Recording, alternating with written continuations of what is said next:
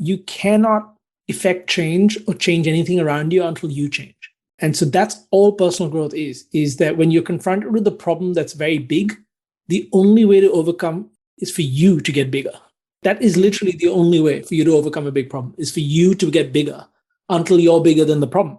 And then you can solve it. And that is what personal growth is all about. And that is exactly how any smart community evolves. It has to get bigger than the problems it confronts. It cannot buckle under the weight of those problems. And that's where the dynamism comes from. That's where the learnability comes from. That's where all that agility comes from around. Ultimately, what is a community? It's a collection of individuals. Mm-hmm. And therefore, the stronger and more developed the individuals are, the stronger and more developed that community can be. Hi, Smart Community friends. In this episode of the Smart Community podcast, I have another insightful conversation with Zubin Pratap. Zubin has successfully built careers in 3 domains, including international corporate law, commercialization strategy, and software engineering, and is also a self-taught coder. Zubin also commits to personally coaching people to show them how to change careers at any stage, at any age, and anywhere.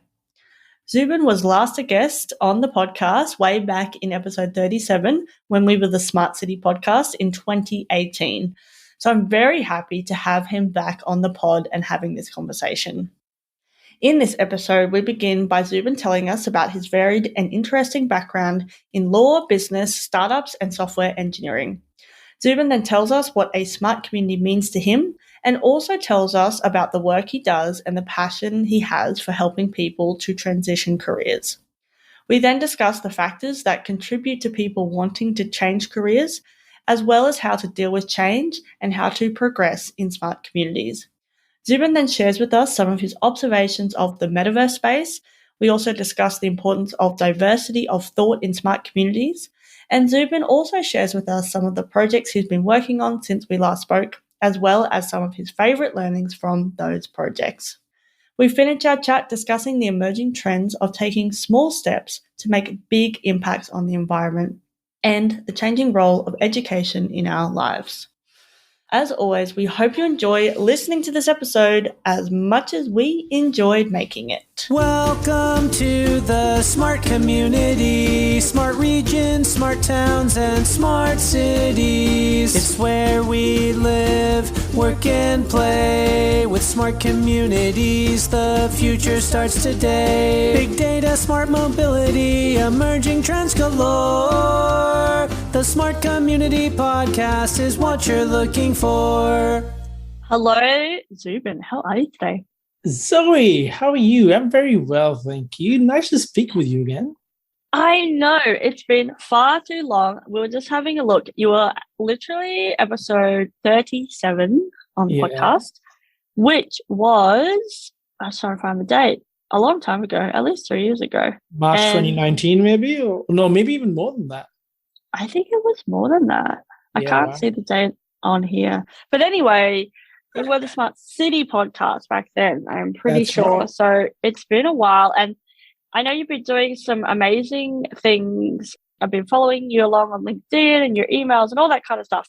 I know you've shifted, you've changed, you're doing all these weird, wonderful things. So that's why I wanted you to come back on the podcast and really share your journey with the audience, because I think it's really valuable for people to, I guess, learn and shift and change and make those decisions when things, you want to change direction, whether you're an individual in the smart community or whether a whole community wants to shift and change and do things for the better or just for the different, right?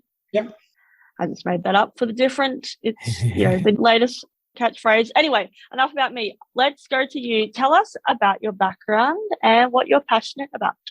Yeah, sure. So, what I'm passionate about for this foreseeable future is all about, stuff to do with technology and all that. But I wasn't always like that. I practiced law for 15 years and then left the law rather abruptly, went into the business side of things, got myself an MBA while I was doing all kinds of business stuff. And I was sort of wrapping business models and, around emerging technology like drones. I did that for a couple of years. And then I, again, quit that abruptly and started my own startup, which is when you and I met at the Smart Cities exhibition thingy in Melbourne. I remember that. And then, and then I came on your podcast as well because I was trying to build Whooshka at that point in time. I spent 2.5 years building, as you know, the application that was meant to solve street parking in congested cities. And that was good for 2.5 years. We had a fair number of users, but it wasn't a scalable business model and the unit economics weren't correct. Or maybe the more accurate way of putting it could be that I didn't know what I was doing well enough to do it well. Maybe somebody else could have done it better. But phenomenal experience. And then at the end of it, I did have a co-founder very briefly, but he quit to have a baby, and I was left holding the baby because I had a few contracts with the local councils for proofs of concept and stuff like that. So I ended up teaching myself to code. And then I realized, hey, I really loved code. The business thing is not going to work out the way I wanted to. Cut my losses, no sunk cost fallacy here. Kept teaching myself to code, and 7 months later, I switched career at the ripe old age of 38. I became a software engineer. A year after that, just before COVID, actually, I joined Google as an engineer.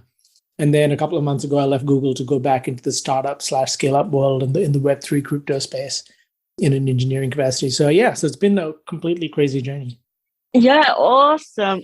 I'm remembering back to when we first chatted, and I think, I couldn't remember the exact time when we met, but now it's all coming back to me now because I was like, oh no, we met at that conference, but no, it was in Melbourne. That's where you're from. And, there's lots happened since then. And I'm keen to dive into some of those things and the projects and things you've been working on. And obviously there's like lots of things that you had to, shift and change and make decisions about that.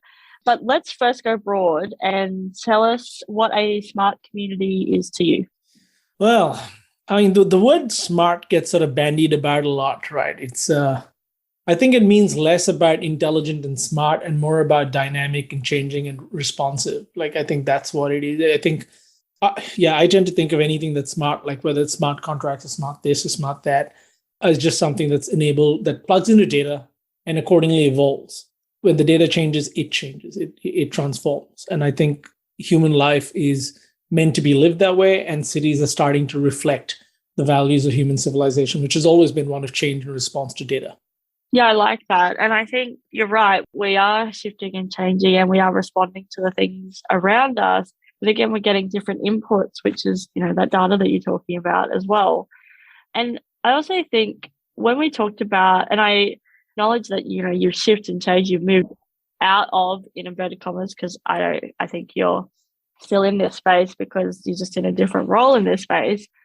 We talked about people being at the very heart of it. And I think that's something you're also, still working on now. It's like helping people then to work out what they want to do and how they can input into this space. Is that about right? More or less. I mean, is my day job, what I sort of spend a fairly large chunk, if not most of my energy on, is the work I do at the startup/scale-up I'm at the moment. But I spend nights and weekends helping people transition career. And the reason I do that nights and weekends is I need something better than Netflix or something a little more productive. But B, I love engineering and I don't want to give that up. But I also really, really have a great passion and, dare I say, even perhaps a gift for helping people do things that they don't have the confidence of doing on their own. And again, it's a little bit easier for people to take it from me simply because I've done it. Just like you wouldn't take a restaurant recommendation from someone who's never been to that city. It's easier for people to believe me when I say it's possible for them when they are me 10 years ago. It's easier for them to believe that, okay, in 10 years, I can change my life, or 5 years, I can change my life. And so I work with a few people around the world like that, maybe 5 to 6 people a month. That's about as much time as I can spare, really helping them transition career. Because as the world has changed, I think the notion of what a career is has changed, but also there's been such a huge shift in our values that, what our parents told us is what we should want out of our careers is not what we actually end up wanting in real life. And then we have this horrible values conflict between what we're taught to believe and what we end up experiencing in the real world.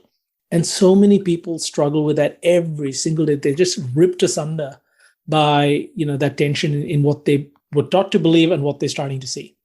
And I really want to help people like that who are trapped in careers that are making them miserable, but where they're too afraid to leave because that's conventional wisdom says those are good careers for them, but they're miserable. Yeah, absolutely. It really resonates with me. I shifted and changed about 4 or 5 years ago now. And again, I think I started to have some of those realizations. Also, it doesn't have to be terrible. It doesn't have to be bad. Like I had some amazing opportunities in my traditional career. And I actually learned so much in some of those roles that I had, etc., etc. But for me, it was just my body told me that no, it's time. I was just like, I was stressed, I was anxious, I just could not think into the future to think that I'll be doing the same thing, or not even the same thing, but it was just, there was something that was really pushing me and driving me or pulling me into something else. Is that some of the conversations that you're having with people? Pretty much 100%. And thank you for calling me out in my overstatement on the, being miserable in your existing career. I did overstate that a bit. Some people are miserable, and I think you're absolutely right. But I can't remember who it was who said, but it's really quite profound that, if you're in a good job, you don't want to leave. If you're in a terrible job, you're out like a bat out of hell. You'll leave. But it's those middle layers that, it's not great, but it's not bad. And you find reasons to say it's okay. Those are the ones that are really hard to leave because you haven't got no good reason other than the fact that you really want to do something else, but you don't know what it is. And that's perhaps the largest category of people I end up working with is the people who, like you, feel called to something else, viscerally pulled to something else, like physically they feel the need to do something else, but they're afraid. They're afraid to explore, they're afraid to give themselves permission. And most often I'm working with people who want to transition and pick up coding as a skill because I'm self-taught and I was quite old, relatively speaking. I was 37 when I taught myself. And, so there are lots of beliefs that people have around what's possible and how to do it. And I work with them to pretty much demolish those beliefs and replace them with better ones and a proper plan. Everything's achievable with a plan. Everything's easier when you have a plan. Everything. Yeah, like it's necessary. I agree. Like I talk about this thing I call the impossible brain. So when it's like, I can't do this, it's impossible. I can't even look past what's right in front of me, or we've always done it like this. Okay, yeah, that might be a pipe dream, Zoe, but it's not possible because we've never done this before, or someone tried it and it failed, or whatever. So this impossible brain never can shift and change. Whereas if we start stepping into the possible brain, which takes a lot of personal growth, right? It's not, I think sometimes we separate life and work, but actually it's all about this, we're still one human doing all these things. And so that personal journey is really important. And then when you get into this possible brain, and I had to really enact it quite a lot when I finished my master's of data science, because when you're looking at an assignment going, this is impossible, how am I possibly going to build a machine learning model that does this thing where I've never done this before? I don't even know how to use MATLAB, right? Yeah. But when I step into this possible brain, and you just get overwhelmed, right? You're just like, oh my God, this is just crazy. And then once you step into the possible brain, again, with a lot of practice and a lot of personal growth, etc., then you go, okay, what if it was possible? It may be possible. What are the steps? And that's exactly the plan you were talking about. What are the steps that I need to take to get there? Absolutely. And I just think I found that a lot. And, if we're talking about personal, but then you expand that out to smart community, smart city, all that kind of stuff as well, because again, it's just those small steps that we need to take, incremental change that then can 100%. Have a really massive outcome. I mean, what you're saying there is so profound, Zoe. And the example from your master's is a beautiful example because you're absolutely right. You cannot effect change or change anything around you until you change, right? And so that's all personal growth is that when you're confronted with a problem that's very big, the only way to overcome is for you to get bigger. That is literally the only way for you to overcome a big problem is for you to get bigger until you're bigger than the problem, right? And then you can solve it. And that is what personal growth is all about. And that is exactly how any smart community evolves. It has to get bigger than the problems it confronts. It cannot buckle under the weight of those problems. And that's where the dynamism comes from. That's where the learnability comes from. That's where all that agility comes from around. Ultimately, what is a community? It's a collection of individuals. Mm-hmm. And therefore, the stronger and more developed the individuals are, the stronger and more developed that community can be. A community is not a living, it has the properties of a living organism, but it isn't. It isn't a thing. It's a collection of individuals. And so we have the responsibility to make our community smarter by being better ourselves. And smarter, again, in the sense of dynamic, not intelligence, because I don't know what that is. Yeah, I totally agree. And I actually really like that, making yourself or making your community, making your individual bigger than the problem you're trying to solve. And because, again, all of these big wicked problems that we have are just so overwhelming. But if you take piece by piece and you shift and change and you look at things that have happened over time and in history, it's all been small incremental changes. And, sometimes you think, oh, well, it was actually that, massive policy that then changed the way we went, this way or that way. But actually, behind the scenes, you had public servants, you had industry, you had lobbyists, you had all these people shifting and changing and 100%. slightly shifting the dial, right? And you can And do the most of the same within your personal life.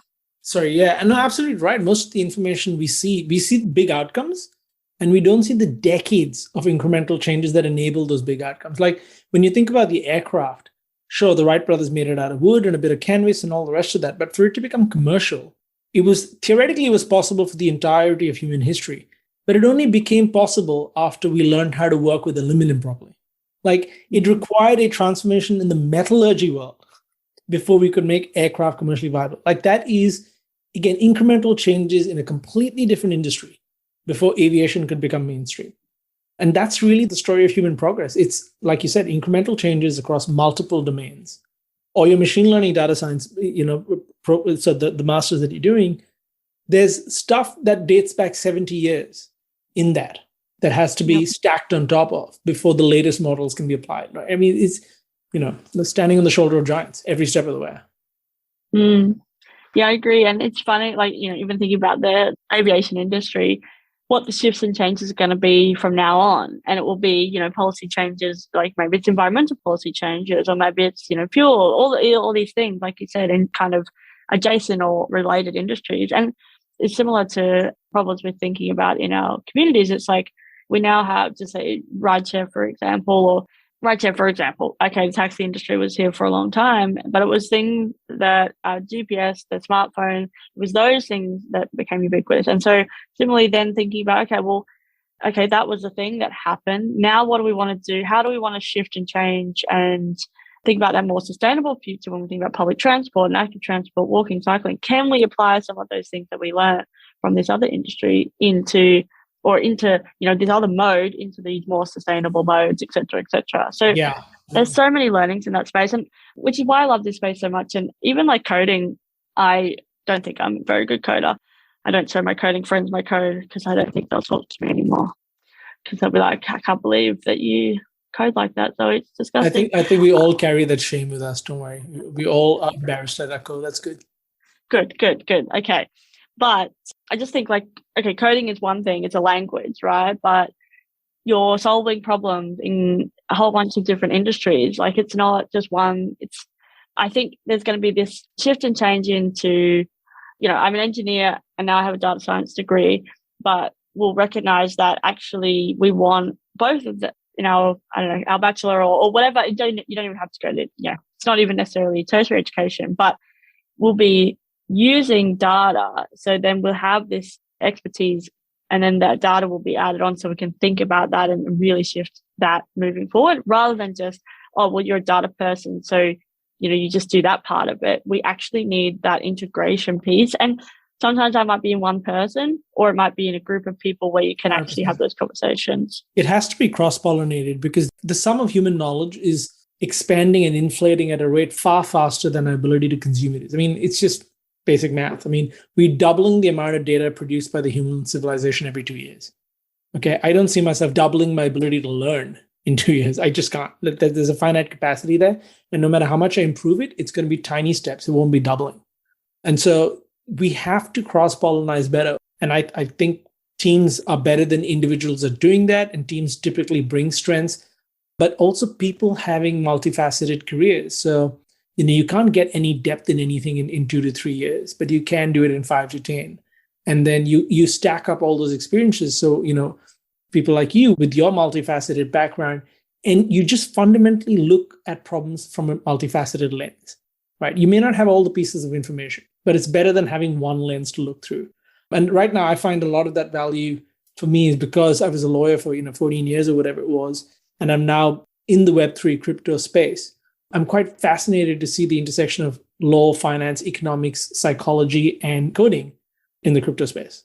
We look at things like, DAOs, decentralized autonomous organizations, and I see the history of the incorporated entity from, invented by the Dutch in the 1600s, sort of replicating itself in some ways, but with huge differences, because a company is not programmable in the same way as a DAO is. It can be programmed in a sort of philosophical sense, but it takes years to change. Whereas a DAO can be changed much more swiftly than that. But again, bringing together the legal lens, the engineering lens, the economics lens, the finance lens into all these things is just makes it a much more enriching sort of experience for a community. And I think that's why communities involved in this that's what's so powerful, I think, about DAOs is they basically distributed communities, which now have enabling technology to do things they otherwise couldn't do as a community, which is just quite fascinating to me. It's just a new frontier of stuff in human civilization, which I'm really, fascinated by. Yeah, let's go there. Like, I think lots of people are interested in this space now. I mean, have been for years, but now it seems like something's shifted, something's changed. So it's becoming more of a, I don't want to say hot topic. I don't want to say like hype or buzz, because I think there's definitely some substance underneath. But, people are talking about it more. They want to know, what use cases could I use for my community with Web3 and the metaverse and crypto and all those type of things. If you would skip our audience a 101 on, the stuff you've been working on or thinking about, what would it be? Well, I mean, I've been thinking a lot about, so I work at a company called Chainlink, which, an extraordinary team, Chainlink Labs, and they're solving a really interesting problem, which is how do you connect the off-chain and the on-chain worlds in a cryptographically truthful way, And now these can be fairly difficult concepts on the face of it, but really the idea is there are certain properties that blockchains and distributed ledgers and decentralized technologies have, which reduces the need to rely on human intervention or, the existence of a core group of select people who are going to do things. And you can program things to do it this way. It's verifiable. You can inspect it publicly. And, so it's, it's trust minimized in that sense. And once you have that enablement and it's cross-border and it's kind of, by and large, it's resistant to, it's not completely foolproof, but it's resistant to arbitrary interventions by, forms of censorship or somebody taking it down and stuff like that. Well, obviously with that comes a bunch of risks and unprecedented situations. And, with every advancing technology, there's misuse. There's always a chunk of misuse around it. But once that settles down, as a civilization, we've always unlocked use cases. And I think that's the bit that's exciting to me. So whether it's hyped or not, history will judge. But there is an enabling factor and an empowering factor to this that we're not in. I'm not personally speaking, and I'm only speaking personally for myself, I'm not entirely clear what the golden use cases will be. But I'm curious to find out. And it's a once in a lifetime opportunity to be in the unfolding moment in history. Not on the sidelines, not before it, not after it, but in the moment. And I want to participate. I want to contribute my skills to that. And I want to meet the people who are thinking about it so I can learn from them. So to me, that's really exciting, is that you can get to participate in the creation of something with all the uncertainty of not knowing exactly what's going to pan out, which I like. Yeah. And I think also it gives, if I'm thinking from a city or government perspective, you get to, be involved in these conversations that you wouldn't be involved in, because these aren't necessarily the type of people that you would meet at your everyday kind of, government conference or whatever. These people they're thinking differently. They have different skill sets. They are really, trying to, like you said, they're curious and creative and want to try and find out what it is that we could do. And we need people like that to be able to shift and change and pull and push things in the right direction. I also think there's a bit of fun element to it for sure. Like, I wouldn't even say I'm dabbling at all. I'm very much on the fringes, but I'm listening to what people are saying and, getting a tiny bit involved, seeing what is it like to buy virtual property, for example, what an NFT is, what does it mean? Like, how does the process work? Looking behind the scenes, you can see, the full chain, which, talk about these concepts of transparency and all these type of things, and having that one source of truth and open source and all those type of things. And you talk about it from a strategic level, you understand it at a strategic level, but you get a different insight when you dabble in it and you dive deep into it, or not even dive deep, rather dabble. Obviously, diving deep, then you get even a different experience as well. Oh yeah, and you just want to explore. You just want to explore, because as long as it's not, seriously dangerous to your life, like, why wouldn't you explore? Because how many times in the history of our lives are we going to get a chance to explore things just for the fun of it? And there's intellectual curiosity involved. And I think outsiders, within quotes, outsiders have an outsized advantage in that they are disadvantaged in terms of not necessarily knowing the vernacular or the vocabulary, or not having a full grasp of some of the more complex concepts. But they do bring, I think that's an advantage. If you don't understand the dogma, then you're forced to think from first principles. And I love thinking from first principles because you pretty much invent things as you go along and figure it out and build mental models. And if you look at, whether it's Tesla or Disney or, Benjamin Franklin, all these folks sort of, and including Elon Musk, when I speak of Tesla, also not just Nikola Tesla, but, Elon Musk himself, they're outsiders that sort of come through and say, well, why don't we do it this way? Because they're outsiders. They're not steeped in the dogma. And that's why, again, going back to communities, I think that's the role of a community, is there will always be the statistical majority who aren't steeped in dogma. And they can play a really outsized role in the evolution of that dogma to the new version of the dogma. That's just a wonderful process. It's an evolution. Yeah, and I think we can learn, and ask questions and learn from each other as well. We want people to have, these specialties and these technical, the depth. We want that, but then we also want to be able to have conversations with those people at the table and get them to think differently too. Because, like you said, they're entrenched. If someone wants to talk to me about smart cities, smart communities, I love hearing what are the questions they're asking, because obviously this part's not clear, or this is really interesting to people. Whereas for me, maybe I'm thinking about something else. And that's why I love going to community events and that type of thing to see what people are actually talking about and what they're interested in. And also similarly with technology events as well. I like to see, it's not necessarily that I'm super excited about the latest advancements in technology. Sometimes I am, but other times I'm just I just want to see what is it that people are trying to pursue? What are they trying to follow and why? And what are some of the other inputs that we can put into that and also shape that as well and have those conversations? And every idea is basically the connection of disparate pieces of information, right? That's ultimately how an idea forms. It's an unexpected combination of other pieces of information. And so that's why diversity of thought is so important, is because we don't have all the data points in any one head. I mean, if the Wright brothers were able to figure out how to fly when the established, dogma of the day said you can't do heavier than aircraft, how were two bicycle mechanics able to do it? It's because they had different ideas, had different points of information that they brought together. And of course, an endless amount of experiments and failure. But that's part of it. They weren't maybe they were put off by the dogma and terrified and intimidated. We never know. We can only speculate. But they kept going. And they made history. They made history in a way that was a slap in the face of the established of the scientific establishment of the day.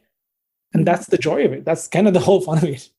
It actually shifted. It shifted that, again, like you said, the scientific community of that day, it shifted it because we went, oh, actually this is possible. And then 100%. You feed all the science behind it, right? 100%. And I think, you do need those rebels and you need those disruptors. So then, you can shake things up a bit, because otherwise just keep doing it the way you've always done it. And then we end up in the same place, right?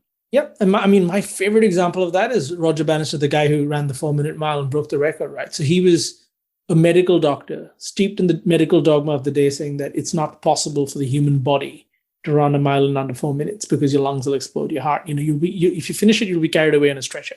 They considered it to be a terminal, act of endurance, right? And here's a doctor or medical student willing to say, somehow I don't know if that's true. There's not really much evidence to do that.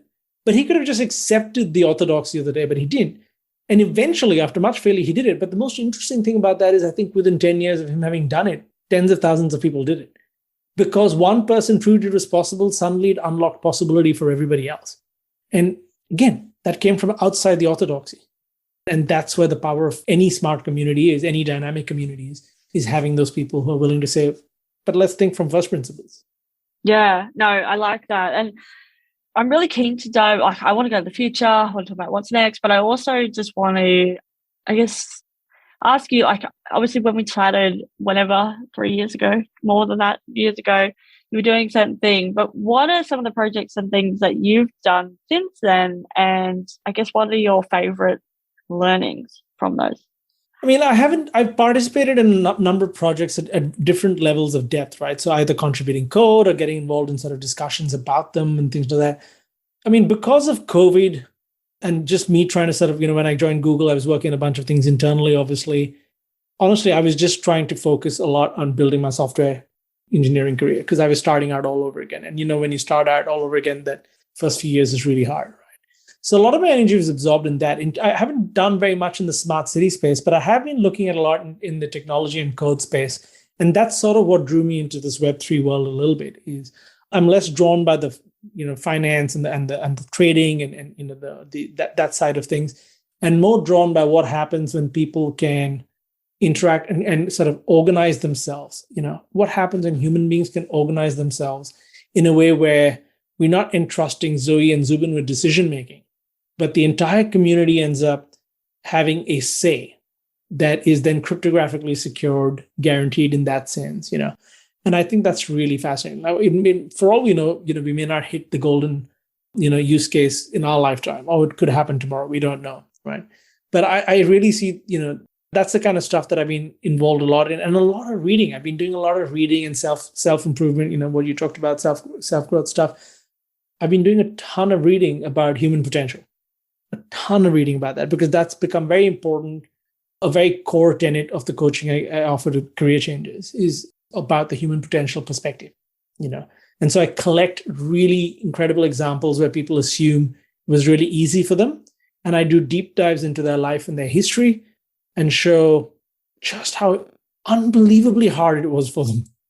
And I take away all the excuses that people have about, or they were lucky, or they had it easy, or whatever it is, or they came from privilege. Like there was some really, my favorite career change example is Abraham Lincoln, self-taught lawyer, and then eventually president of the United States. And I made a leap of some 30 years or something, right there in that statement. But it was extremely hard, like heartbreak, depression, so many failures in elections. But talk about the ultimate career change, to go from not knowing the law, teaching yourself the law, becoming a lawyer, and then eventually becoming the president of the United States. And everything he did after that. And the amount of suffering that man went through is not trivial, it's huge. So that's the kind of stuff those are the sort of projects I really work on now, is helping people understand what human potential means. Yeah, I agree. And I think, and as you said earlier, it's like when we are able to unlock that belief in people that they could do something different, then we can see real shifts and change. And it's not necessarily the CEOs, maybe it is, maybe they've started their own company or whatever, but it's actually unlocking that potential of no matter what level you're at, what do you want to do with this one life that we have, without being too, philosophical, and believing that it can change and it can be different. But like you said, it's not like I woke up one day and was like, I'm going to start a podcast. And then tomorrow, the next day I started a podcast. Obviously not as impressive as Abraham Lincoln, of course, but it's these little shifts and changes. And I think when we talk about smart communities, it's a mindset shift. And once we've got that mindset shift, you work out all of the other bits and pieces that you need along the way. And again, it's not this destination, it's this journey. And similarly with when you're changing careers, okay, you're doing it once, but then maybe the next time it's going to be a bit easier because you've got some of the skills behind you to be able to do that. But yeah, I think it's this linking this personal growth to smart communities is really quite relevant. It's not necessarily what I asked you to come on the podcast for, but I think that's really important, that we continue to not think about these things as like, too big or too like overwhelming or whatever, but it's actually about these individuals in the community and helping them to shift and change, right? Oh, that's why I've spent so much of the last 3 or 4 years looking into human potential, because I realize, in fact, it's funny we're talking about this, because just maybe 4 hours ago, I posted on LinkedIn exactly on this thing about the evidence is really clear, right, Zoe? The outcomes we produce today are because of actions we took at some point in time in the past. Those actions were because of thoughts we thought before that, those actions. Those thoughts arose because of certain beliefs we held. And if you trace back the history of any life, every action can be traced back to a belief. And there are foundational beliefs. And I mean, it's a bit woo-woo for this podcast, but even for communities, from anything from communities to parenting to going fishing, okay, whatever it is, you take actions based on your beliefs. And there are two beliefs that matter. One is the foundational one, the other is the empowering one. The foundational belief is it's possible. Everyone thinks they want a guarantee. I don't know if that's true. I think people just want to know it's possible. And the second thing is it's possible for me, right? That's a leap that a lot of people don't make. So from the foundational belief of it's possible to an empowering belief of it's possible for me. Now, if every member in a community took that and truly internalize that, I can pretty much guarantee that community will completely revolutionize itself. Yeah, I agree. And I think that's really powerful. And, again, we're talking about smart communities, but we're bringing it back to the people, right? And we did this last time on the podcast, but bringing it back to that individual. And I mean, I think that leads quite nicely into like the actions that we're doing now and shaping the future that we want, and that we do have a say in that future as well. And I think that's really important for our communities and the custodians of our communities as well. So I'm thinking local government, the people that are serving our communities.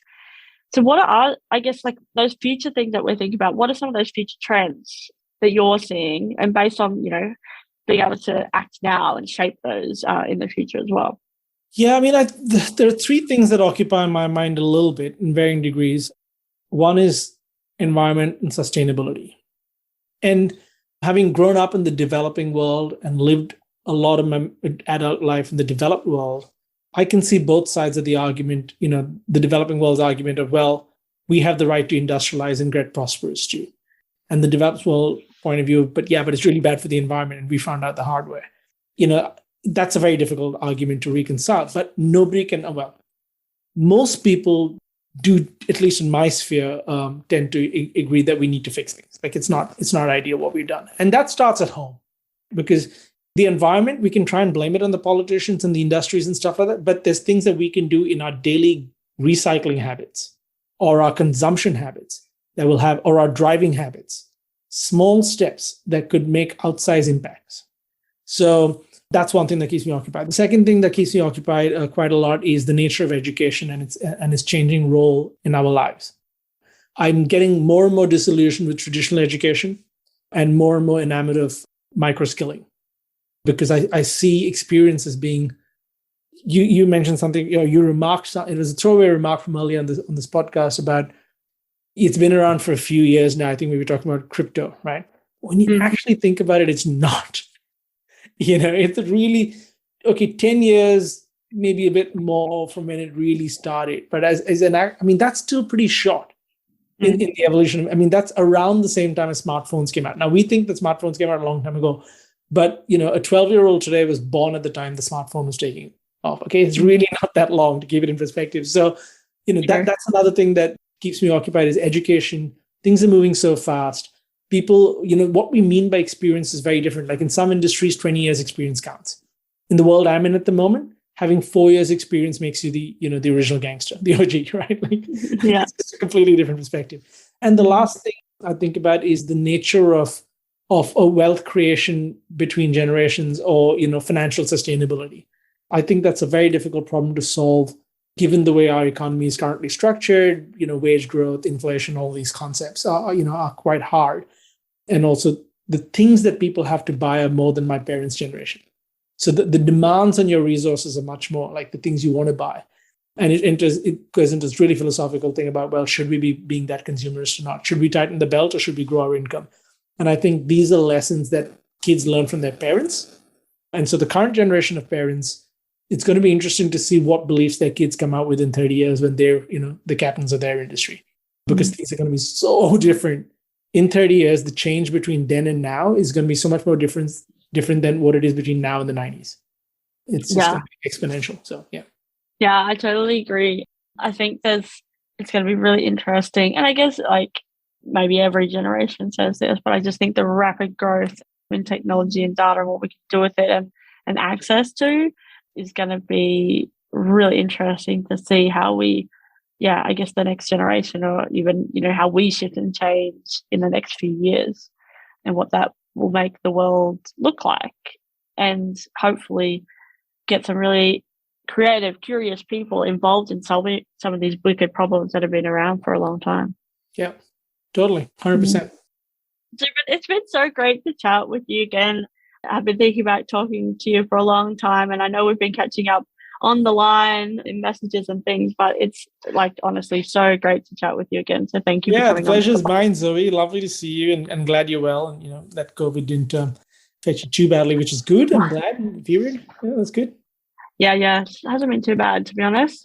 I feel very fortunate to be in the position I'm in, and things shifted and changed, and it's going to be interesting what we take from that to move forward and what we leave behind too as we go into the future. So again, thank you, Zubin, for coming onto the podcast. Now, I just have one last question, which is how can people connect with you? Probably the best way is LinkedIn. I mean, just follow me on LinkedIn. I can send you the link for that. Twitter too. I do sort of dip in and out of Twitter. I find Twitter quite noisy and a bit of a mixed bag, but that's another way to definitely reach out if you need. Excellent. We will put all the links in the show notes so people can click away and find you. Sounds Thank good. you again for joining me back on the podcast. Thank you for having me. And always, I really enjoyed talking to you. So thanks for the opportunity. And I'm sure I'll see you next time you're in Melbourne. Yes, you definitely will. I look forward to our next conversation. Thanks, Zubin. Thank you, Zoe.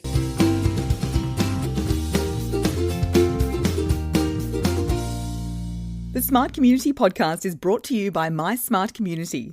If you're looking for support in podcast strategy and production, workshop design and facilitation, or communication and media advisory, get in touch. Email hello@mysmart.community or head to www.mysmart.community. Thanks so much for listening to the Smart Community Podcast. Show notes for this episode and all other episodes are available on our website, mysmart.community/podcast. If you have any questions for us or any of our guests, you can email hello@mysmart.community.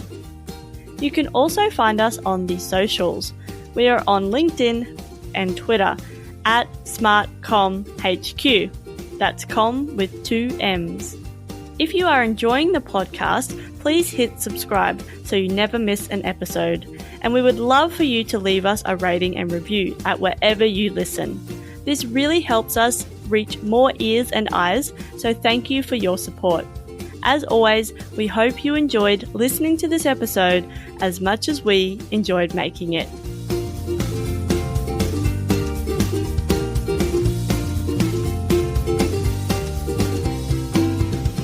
The Smart Community Podcast is what you're looking for.